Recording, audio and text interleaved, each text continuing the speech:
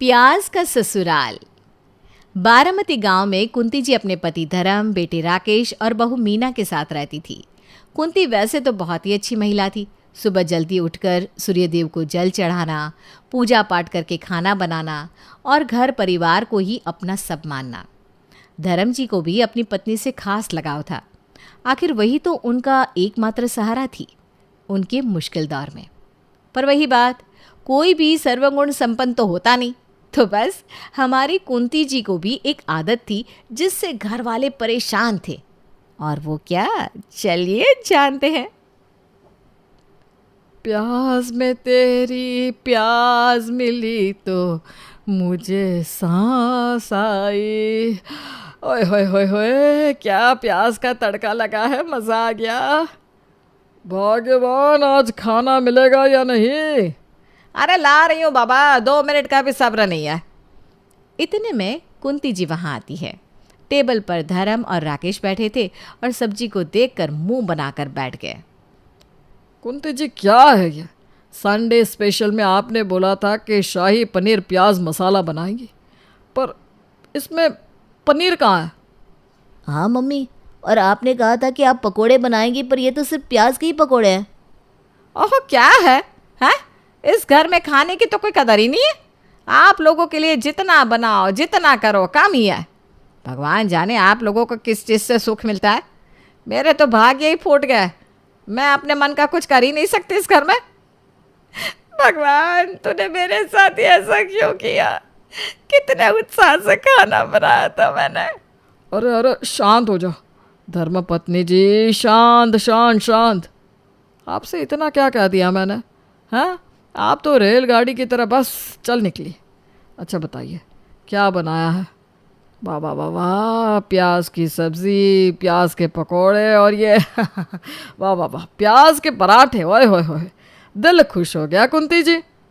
पर पापा, चुप कर जा बेटा, वरना तेरी माँ यहाँ पर रो रो के बाढ़ ले आएगी। अभी खा ले बेटा, शाम को हम दोनों बाप बेटा बाहर खा लेंगे। क्या यार, किस्मत ही फूटी है, जब देखो यही सब खाने को मिलता है। किसी तरह दोनों धर्म और राकेश अपना खाना खाते हैं, निगलते हैं। जिसके बाद राकेश अपने पिता से कहता है, पापा अब मुझसे ना ये प्याज वाला खाना नहीं खाया जाएगा। मम्मी की तो ये आदत जाती ही नहीं है। रोटी में प्याज, सब्जी में प्याज, प्याज वाला सूप, यहाँ तक कि उस दिन मम्मी कह रही थी कि वो प्याज की खीर बनाएंगी। पापा मैं कह रहा हूँ, ऐसा चलता रहा तो मैं तो घर छोड़कर चला जाऊँगा। फिर खाते रहना आप लोग अपना प्याज वाला खाना। अरे बेटा शांत हो जा, इतना गुस्सा मत कर। तूने देखा है ना, जैसे ही तेरी माँ को कुछ कह दो वो किसी रेल की तरह बस बोलती जाती है और फिर खुद ही रोने लग जाती है। ऐसे में मैं कैसे उसे दुखी करूँ? ठीक है पापा, आप अपनी राजकुमारी का ध्यान रखिए, अब मैं करूँगा कुछ। क्या? देखते जाइए, कल सुबह पापा, बस कल सुबह का इंतज़ार करिए। और ये कहकर राकेश वहाँ से चला जाता है। अगली सुबह सब चाय पी रहे होते हैं, तभी राकेश के पापा कहते हैं, कुंती जी, राकेश कहीं दिख नहीं रहा। कोई आइडिया, कहाँ गया वो? क्या पता, शायद कल नाराज़ हो गया था तो प्याज लेने गया हो। अरे कुंती जी, वो तो पहले ही ले आया था मैं 25 किलो पिछले हफ्ते। बस सिर्फ 25 किलो? अरे मैंने कितनी बार कहा है कि थोड़े और ले आया करो आप, फिर भी इतनी कंजूसी। अच्छा हमारी प्यारी प्याज देवी, आप कहे तो आपके लिए 25 क्या 50 किलो ले आएंगे बस। और ऐसा कहकर दोनों हंसने लग जाते हैं। जहाँ वो दोनों अपने में बिजी थे, पीछे से राकेश आ जाता है और उनको देखता है। Mom, dad. अरे राकेश, कहाँ था तू? हाँ बेटा, कहाँ था? हम दोनों कितने टेंशन में थे। वो तो दिख ही रहा है कितने टेंशन में थे आप लोग। खैर, मैं ये बताने आया था कि मैं एक लड़की से प्यार करता हूँ। मीना नाम है उसका। है? और तूने शादी कर ली उससे? अरे नहीं डैड, मैं उससे शादी करना चाहता हूँ। तो ठीक है, उसके घर वालों को बुला यहाँ, हम भी बात करें और देखें कैसे है ये लोग। और अगले ही दिन राकेश और उसका परिवार मीना को देखने जाता है। वहाँ कुंती जी, तो तुम मिली कहाँ थी राकेश को? कॉलेज में। कॉलेज में? पर राकेश तो कॉलेज 2 साल पहले ही ख़त्म कर चुका है। जी हाँ, वो मेरे सीनियर थे उन्होंने मेरी थोड़ी टांग खींची थी कॉलेज के पहले दिन, और मस्ती मजाक में बस। हे राम, तुम कॉलेज में पढ़ने जाती थी या ये सब करने? माँ, कॉलेज में तो मैं भी था ना, और प्रपोज तो मैंने ही किया, तो भला उसमें इसका क्या फॉल्ट? हाँ हाँ बेटा, अभी से बहू की तरफदारी कर ले तू, हैं? अच्छा मॉम, आप मीना के हाथ का खाना तो खाइए। कुंती टेबल पर सजे खाने को देखती है और मुंह बनाते हुए कहती है, इसमें से तो मैं कुछ भी नहीं खाती। अरे डार्लिंग, खा भी लो, इनको नहीं पता तुम्हारी चॉइस के बारे में। तभी मीना उठ खड़ी होती है और कहीं चली जाती है। राकेश अपनी माँ को घूरने लगता है, जैसे कह रहा हो कि अब खुश, ज़रा एक टाइम का खाना बिना प्याज के खा लेती तो। पर तभी मीना वापस आती है। आंटी जी, आपके लिए खास प्याज के पकोड़े, आई होप आपको अच्छे लगे। ये देखकर कुंती जी तो पकोड़ों पर टूट पड़ी, और ऐसी कि किसी और को एक निवाला भी नसीब नहीं हुआ पकोड़ों का। उसके बाद, चलो जी, मेरी तरफ से तो ये रिश्ता पक्का समझिए। ये लो बेटी। कुंती अपने पर्स से कुछ निकालकर मीना के हाथों में रखती है। ये लो 101 रुपये, और ये गीला गीला से क्या है हाथ में? छी आंटी जी, ये क्या किया? इतना कहकर मीना अपने हाथ से दोनों चीज़ें फेंक देती है। मम्मी, आपने क्या रख दिया उसके हाथ पे? जब राकेश पास जाता है तो देखता है उसकी माँ ने मीना के हाथ पर एक गीला सा प्याज रखा था, जिसे मीना को अलकट सी महसूस हुई। ओह गॉड राकेश, ये क्या बात होती है? सॉरी मीना। माँ, अरे ज़्यादा माँ माँ मत कर, ये परंपरा है बेटी। इस प्याज को अपने सूटकेस में रखना और हमारे घर लेकर आना। व्हाट? ये कैसी रस्म है? हाँ है तो, और शादी वाले दिन हाथ में प्याज लेकर चलना स्टेज तक, ठीक है? हैं? प्याज लेकर चलूं? तो वरमाला भी प्याज की? अरे चुप हो जाओ ना मीना यार, माँ को क्यों ऐसा आइडिया दिया तुमने? अरे वाह वाह वाह, जीती रहे मेरी बहू, तू तो मेरी फेवरेट है। ऐसा आइडिया तो मेरे दिमाग में भी नहीं आया। क्या बात क्या बात क्या बात। बहन जी, वरमाला तो प्याज की ही होगी, छोटे छोटे पिंक पिंक प्याज। मीना की माँ थोड़ी अनकंफर्टेबल होते हुए कहती है। अच्छा जी, और कुछ लेना देना? हाँ बहन जी, हम दहेज तो लेंगे ही। कुंती जी, ये आप क्या कह रही हैं? दहेज में हम आपसे पूरे 50 किलो प्याज लेंगे। क्या क्या क्या? अरे बस इतना सा ही तो चाहिए। बहन जी, आजकल प्याज के दाम आसमान छू रहे हैं, इससे अच्छा तो हम आपको फ्रिज और वॉशिंग मशीन दे देते। अरे नहीं बहन जी, उसकी कोई ज़रूरत नहीं है, और अगर फिर भी देने हो तो उनमें भी प्याज भरकर दे दीजिएगा। और कुछ इस तरह हो जाती है राकेश की शादी। शादी के बाद मीना राकेश से कहती है, राकेश, ये तो तुम्हारी मम्मी को अलग ही ऑब्सेशन है प्याज से, हद हो गई यार। आई नो बेबी, पर तुमने देखा ना, वो किसी की कोई बात नहीं सुनती है। चलो मैं एक कोशिश करके देखती हूँ। उसी शाम डिनर में, खाना लग गया है, सब आ जाइए। सब टेबल पर बैठ जाते हैं। इतने में कुंती कहती है, बहू ये क्या मजाक है? मैंने कहा था मुझे प्याज खाने हैं। अरे मम्मी जी, मैंने आज वड़ा पाव बनाया है, उसमें प्याज है तो सही। इतने से में मेरा क्या होगा? मुझे प्याज की सब्जी खानी है। और इतने दिनों से आई मीना की सब्र का बांध टूट जाता है। इतनी देर से प्याज से जुड़ी हर चीज़ बनाने के बाद वो आज बोल ही पड़ती है। अच्छा, और उसके बाद जो आप इतना गैस छोड़ती है वो? अरे माँ जी, इतनी गैस, वो भी इतनी जहरीली कि गली में रात को घूमने वाले कुत्ते भी डर के दूसरी गली में चले जाते हैं और वहाँ हाथ जोड़कर भगवान से विनती करते हैं कि प्लीज़ हम नहीं भोंकेंगे, बस ये बदबू हटा दो। आपके बालों से लेकर हाथों तक सब में सिर्फ प्याज प्याज प्याज की स्मेल। भला ऐसा क्या प्याज प्रेम है? भला कौन ही प्याज का जूस पीता है? चाय पत्ती में प्याज के छिलके? हे भगवान, मैं तो थक गई हूँ आपके प्याज प्रेम से, मुझसे नहीं होता अब ये। आप एक बात तो बताइए, आपको प्याज से इतनी ऑब्सेशन क्यों है? भला ऐसा क्या है प्याज में जो आप इतने दीवाने हो प्याज के? कुंती जी मानो स्तब्ध रह जाती हैं। कुछ देर तो वो कुछ नहीं बोलती, फिर अचानक से उनकी आंखों से आंसू बहने लगते हैं। आज तक सब मुझसे पूछते आए हैं इसका राज, पर मैंने कभी किसी को नहीं बताया इसके बारे में, धर्म जी को भी नहीं। पर आज मैं अपनी कहानी सुनाती हूँ। जब मैं छोटी थी तो मैं दिन गांव में रहा करती थी। वहाँ हम लोगों के पास लोग नीच काम करवाने आते थे और हमें छूते भी नहीं थे। खाने के नाम पर भी हमारे पास कुछ नहीं था सिवाय रूखे चावल के। पर एक दिन हमारे गांव में अचानक से एक प्यारे से प्याज की खेती हुई।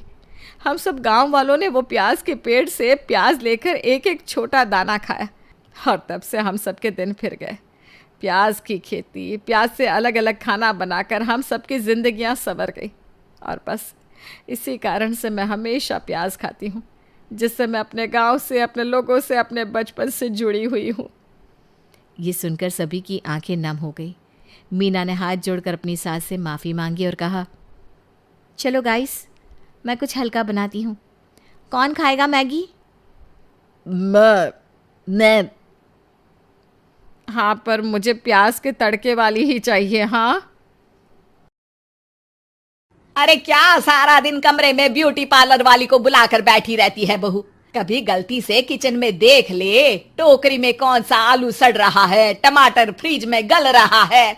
अब आलू टमाटर को गलता देखते देखते मेरी स्किन गल रही है माँ जी। वो ना ठीक कराऊं? बाल देख रही हैं आप, झाड़ू हो गए हैं, झाड़ू। हाँ हाँ, तो तेल लगाकर मालिश करना, दही लगा, घर की कितनी सारी चीजें लगा सकती है। ये क्या बालों को केमिकल लगा लगा कर हरा लाल रंग करवा लेती है। ओ सासू माँ, ननद जी के बालों पर भी ये सब किया करो। मेरा तो भूल ही जाओ कि मैं ऐसी लोकल चीजों को अपने ऊपर यूज भी करूंगी कभी। तभी वहाँ ननद आ जाती है। माँ देखो तो ये टी शर्ट कैसी लग रही है? अरे वाह बेटी, ये रंग तो बड़ा अच्छा लग रहा है तुझ पर। माँ सिर्फ 100 रुपए की है, लग नहीं रही है ना? ओ प्लीज, कहाँ से लाई हो ये 100 रुपए की टी शर्ट? हम लोगों के घर की तो नौकर भी ये ना पहने। तभी वहाँ बहू का पति आ जाता है। राशि, शीतल की तुलना क्या तुम अपने घर के नौकर से कर रही हो? अरे छोड़ो ना भैया, ये बताओ टी शर्ट कैसी लग रही है? बहन नहीं चाहती थी कि उसके कारण भाई और भाभी के बीच लड़ाई हो, लेकिन राशि, लास्ट ईयर मैं लंदन गई थी ना, तब की फोटो। वैसे तुम लोग कहाँ कहाँ गए हो? भाभी हम तो हरिद्वार, शिमला और हाँ एक बार तो नैनीताल भी गए हैं। ये कोई जगह है घूमने की?